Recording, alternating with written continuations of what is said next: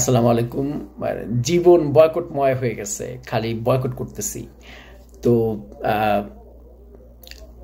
এর আগে বয়কট করতেছিলাম হচ্ছে ইন্ডিয়ান প্রোডাক্ট আর হচ্ছে ইসরায়েলি প্রোডাক্ট। তো দুইটাই আমরা জানি যে কেন এটা বাংলাদেশে প্রচুর মানুষ করতেছে বয়কট, আমরাও করতেছি এবং করে আসতেছি। আমি এখন পর্যন্ত গত অনেক দিনের মধ্যে ভারতীয় চাল খাই নাই। আমরা যে চাল খাই, এখানে যেহেতু কানাডার চাল সেভাবে উৎপাদন করে না, তো চাল মোটামুটি সাউথ এশিয়া, ইস্ট এশিয়া থেকে আসে। তো সেই হিসাবে বাংলাদেশি চালও খুব বেশি আসে সেরকম না, খুবই কম। তো ইন্ডিয়ান চালই সবচেয়ে সস্তা, কিন্তু তারপরে আমি বেশি দাম দিয়ে হইলেও অন্য দেশের চাল খাই, ইন্ডিয়ান চাল খাই না। এবং এটা আপনার সত্য হচ্ছে গিয়ে আমরা পরোটার ক্ষেত্রে, অন্যান্য যে কোনো কিছুর ক্ষেত্রে আর কি যতটুকু পারি সেটা ধর মেনটেন করার চেষ্টা করি। এখন আবার নতুন করে শুরু হয়েছে হচ্ছে গিয়ে আমেরিকা, কানাডা। তো আমরা জানি যে ডোনাল্ড ট্রাম্প মোটামুটি কানাডার সাথে একটা ট্রেড ওয়ার শুরু করে দিছে। সে হচ্ছে 25% ট্যারিফ বসায় দিছে কানাডার উপরে, এবং কানাডাও পাল্টা বলা যায় ব্যবস্থা হিসাবে তো মার্কিন দ্রব্যের উপরে 25% ট্যারিফ বসায় দিছে। তো সামনে প্রচুর এরকম জিনিসপত্রের দাম বাড়বে, অনেক ক্যাওয়াস হবে, অনেক মানুষের জব যাবে, এটা তো হবেই, সেদিক থেকে কোনো সন্দেহ নাই। এখন সাধারণ কানাডিয়ানরা কি করতেছে? সাধারণ কানাডিয়ানরা যেটা করতেছে সেটা হচ্ছে তারা, যেটা আমরা বাংলাদেশিরা করছিলাম, সেটা হচ্ছে তারা বয়কট করতেছে। কি বয়কট করতেছে? আমেরিকান প্রোডাক্ট বয়কট করতেছে। তারা এখন কানাডিয়ান জিনিস কিনতেছে।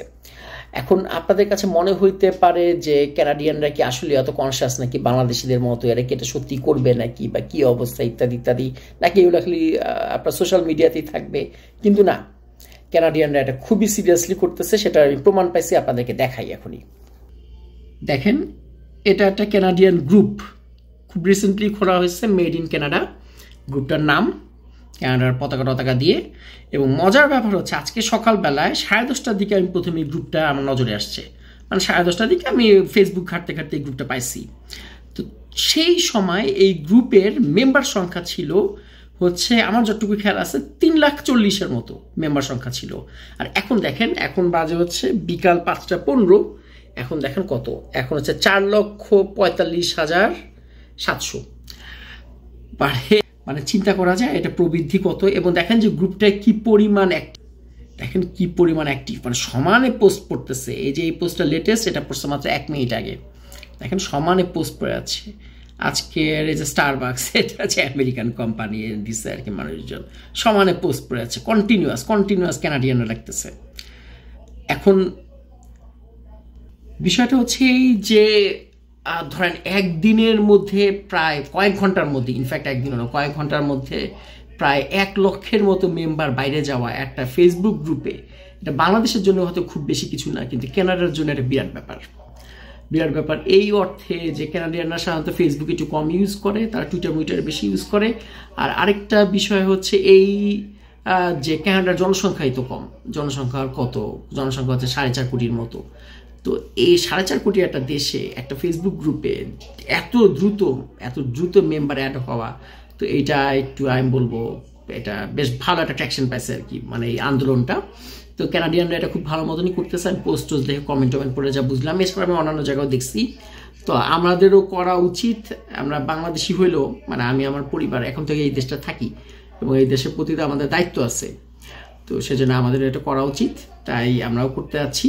আর তাছাড়া এটা আরেকটা ব্যাপার হচ্ছে যে ডোনাল্ড ট্রাম্প এটা খালি ব্যবসায়িক দিক না, তার সবচেয়ে যেটা বড় সমস্যা হচ্ছে তার অন্য কোনো আর গভীর কোনো আছে, বলা যায় যে তার কোনো প্লট করতেছে সে।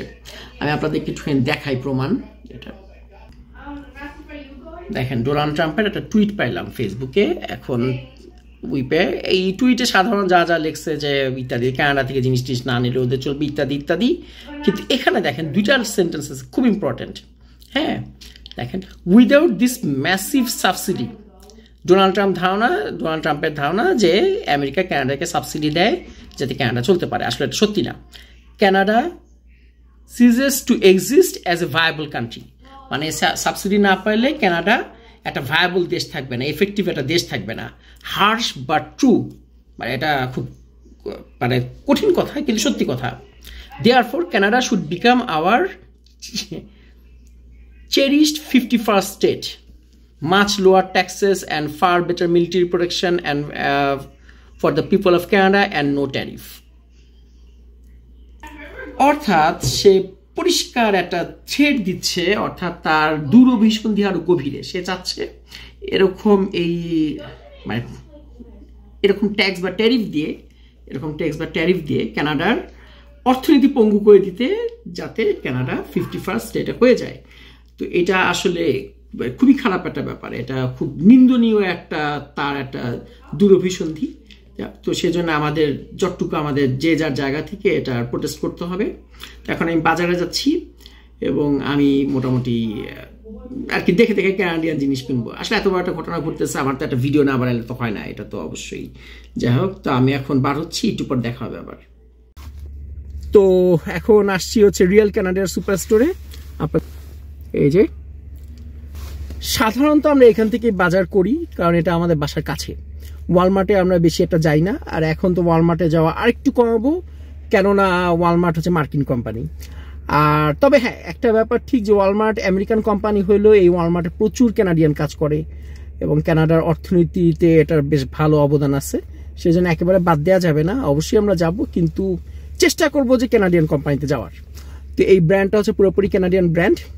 এখন যেহেতু গ্লোবালাইজেশনের যুগ, তাই এই ব্র্যান্ডের মধ্যে মানে এই সুপার স্টোরেও প্রচুর প্রোডাক্ট আছে যেগুলো কানাডিয়ান না।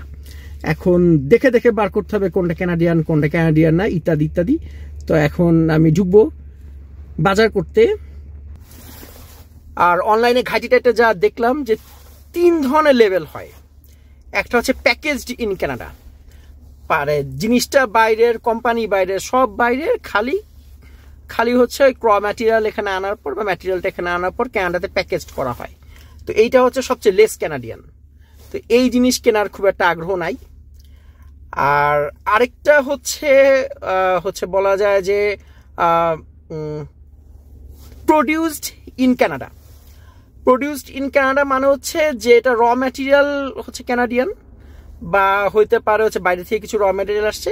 তো ব্র্যান্ড হচ্ছে বাইরের, ব্র্যান্ড হচ্ছে আমেরিকান, হইতে পারে অন্য দেশের, বাট জিনিসটা বানানো হয়েছে কানাডাতে। তো এইটা বলা হচ্ছে যে এটা হচ্ছে 51% Canadian. So 51% Canadian, not bad. তো যদি এটা না পারি তাহলে কিনবো। আর আরেকটা হচ্ছে প্রোডাক্ট অফ কানাডা, অর্থাৎ যেই লেভেলের পিছনে লেখা আছে প্রোডাক্ট অফ কানাডা, তো সেটা হচ্ছে 100%, মোটামুটি 100% কানাডিয়ান। ওটার মধ্যে অবশ্যই কিছু মানে বাইরের কিছু উপাদান থাকবে, মোটামুটি 99% বা 91% কানাডিয়ান। তো আমার টার্গেট থাকবে সেগুলো কেনা। আর এই 3টার বাইরে মানে কানাডা সংক্রান্ত, মানে কানাডার যেগুলো রিলেভেন্স আছে তার বাইরে যেটা আছে সেটা হচ্ছে প্রোডাক্ট অফ ধরেন ইউএসএ হইতে পারে, মেক্সিকো হইতে পারে, ইন্ডিয়া হইতে পারে, যা হইতে পারে। তো সেগুলার দিকে নেওয়ার আসলে ইচ্ছা নাই, ওগুলো না পারতে না। যদি আর কোনো ধরনের কোনো অল্টারনেটিভ না থাকে তাহলে হয়তো বা আমি সেগুলো কিনবো। তো এখন আমি ভিতরে যাচ্ছি, আপনারা সাথে থাকেন। শশা নেওয়া দরকার, এবং শশার মধ্যে প্রথমেই পাওয়া গেলাম হচ্ছে মিনি কিউকাম্বার, আপনাদেরকে দেখাই। এবং এটা হচ্ছে প্রোডাক্ট অফ কানাডা। এইখানে দেখেন, এগুলো খুব মজা, খুব ভালো শশা, একেবারে এখানে পরিষ্কার লেখা আছে প্রোডাক্ট অফ কানাডা, তার মানে এটা নেওয়া যায়। কাটে তুললাম, যদিও এগুলো আসলে পচনশীল দ্রব্য, এগুলো কানাডিয়ানই হবে, শশা আর কোত্থেকে কি বানবে।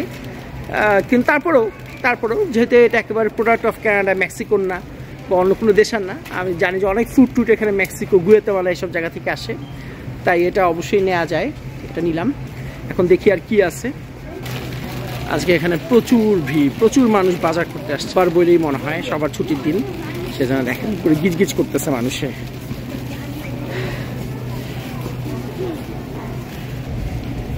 এখানে থরে থরে কোক আর অন্যান্য ড্রিঙ্ক রাখা আছে। এটা পুরো হচ্ছে সফট ড্রিঙ্কের। এখন কোক তো আমরা এমনিও খাই না, বাদই দিচ্ছি, কোক টোক এগুলো বাদ দিয়ে দিচ্ছি অনেক আগে থেকেই। আর প্রধানত নেই হচ্ছে কানাডা ড্রাই। তো আজকেও কানাডা ড্রাই খুঁজতে আসছি, দেখি কানাডা ড্রাইটা নেই, ছোটগুলা, এটা নেই একটা।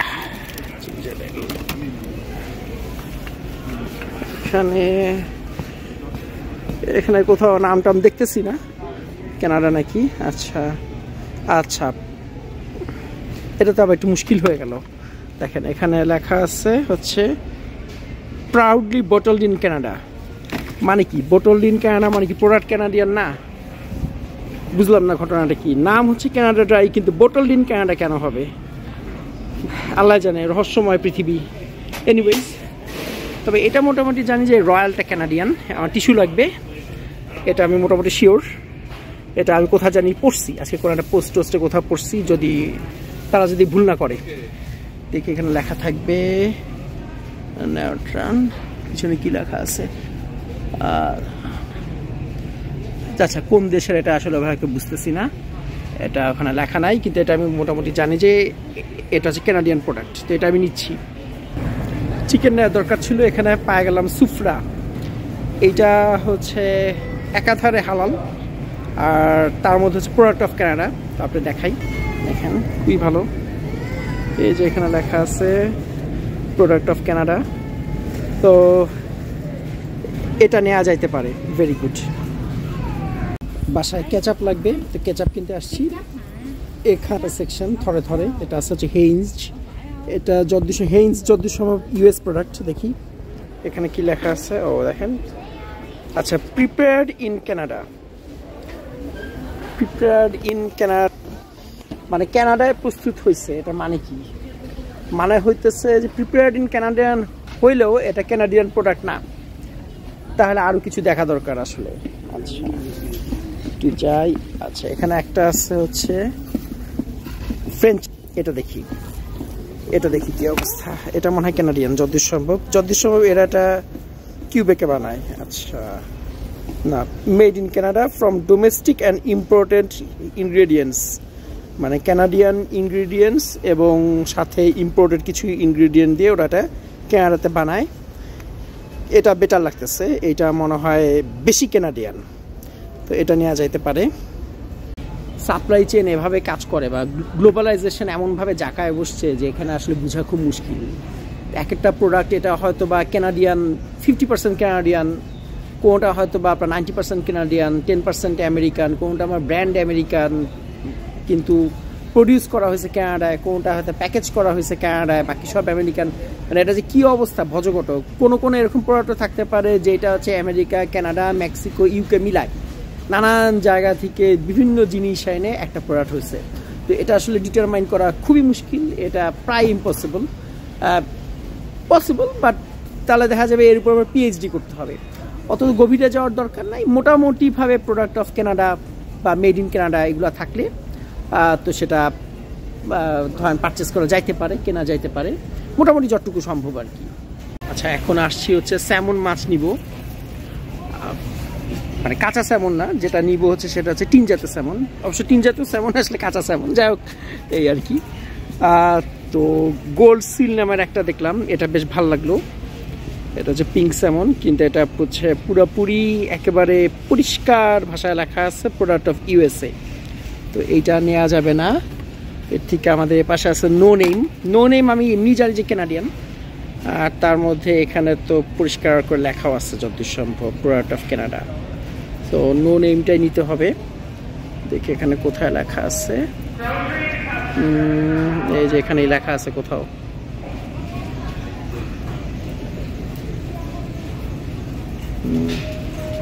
এই যে প্রোডাক্ট অফ ক্যানাডা। সো এটা নিচ্ছি কয়েকটা টিন, আরও নেই এখানে। একটা ব্যাপার যেটা দেখলাম যে দামও কম, ক্যানাডিয়ান জিনিস মোটামুটি সস্তা। তো এটা স্বাভাবিক, কারণ যেহেতু আপনার লোকালি প্রডিউসড হয়, তো সেদিক থেকেও এটা ভালো। যেমন একটু আগে যে স্যামনের ক্যান দুইটা দেখলাম, ওর মধ্যে আমেরিকানটার দাম ছিল হচ্ছে 599, আর ক্যানাডিয়ানটার দাম ছিল হচ্ছে গিয়ে 549, প্রায় 50 পয়সার মতো ডিফারেন্স। খুব বেশি ডিফারেন্স না, কিন্তু তারপরেও ক্যানাডিয়ান জিনিসের দাম কম। তবে এখানে আসলে এটা ব্যাপার না, কারণ যদি দাম বেশিও হয়, ধরেন যদি এটা উল্টাটাও হইতো, যে ক্যানাডিয়ানটার দাম হয়তো 599 আর ইউএসএটার দাম 549, তারপর আমি ক্যানাডিয়ানটাই নিতাম, 50 পয়সার জন্য ওইটাই নিতাম।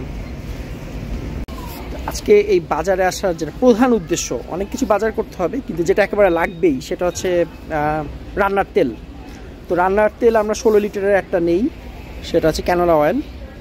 এখানে অনেক তেল দেখতে পাচ্ছেন, এবার আমরা সবসময় এটাই নেই, কারণ 16 লিটারের নিলে ঝামেলা কম, বারবার নেওয়া লাগে না। আর এটা আবার আজকে মনে হয় সেলে দিছে নাকি, না সেলে দিছে উপরেরটা, ওটা হচ্ছে মাজোলা। এটা হচ্ছে 36.99। বুঝলাম না, এটা দাম কমছে বলে মনে হচ্ছে, আগে মানে 45 দিয়ে কিনছিলাম, দাম একটু কমছে বলে লাগতেছে। যাই হোক, কিন্তু এটা নো নিয়াম হচ্ছে ক্যানাডিয়ান, কোনো সন্দেহ নাই। তারপরেও একটু দেখে নেই, এই যে প্রোডাক্ট অফ কানাডা এখানে লেখা আছে পরিষ্কার, ভেরি গুড। এমনিতে এটা নেই, তো আজকেও এটা নিব। এমনিতে যা দেখলাম যে সাধারণত আমরা মানে আমার ফ্যামিলি আমরা ক্যানাডিয়ানই কিনি সাধারণত, খুব বেশি আমেরিকান জিনিস কিনি না।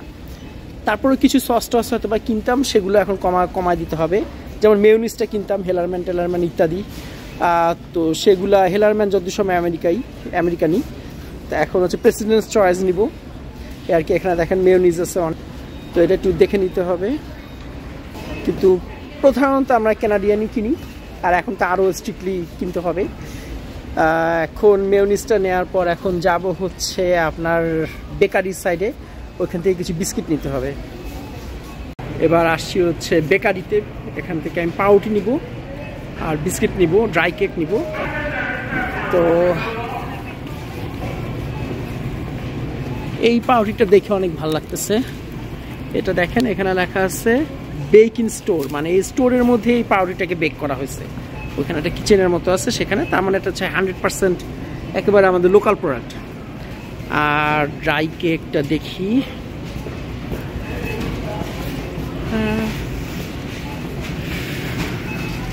আচ্ছা এই যে এখানে ড্রাই কেক, এটাও ক্যানাডিয়ানই হবে, কোনো সন্দেহ নাই। হ্যাঁ, মেড ইন কানাডা হইতে পারে, যে কোম্পানি বাইরের, বাট মোটামুটি মেড ইন কানাডা, তো এটা নেওয়া যাইতে পারে। এটা বেশ ভালো, খাইতেও মজা। মোটামুটি বাজার করা শেষ, এখন বাসায় ফিরবো।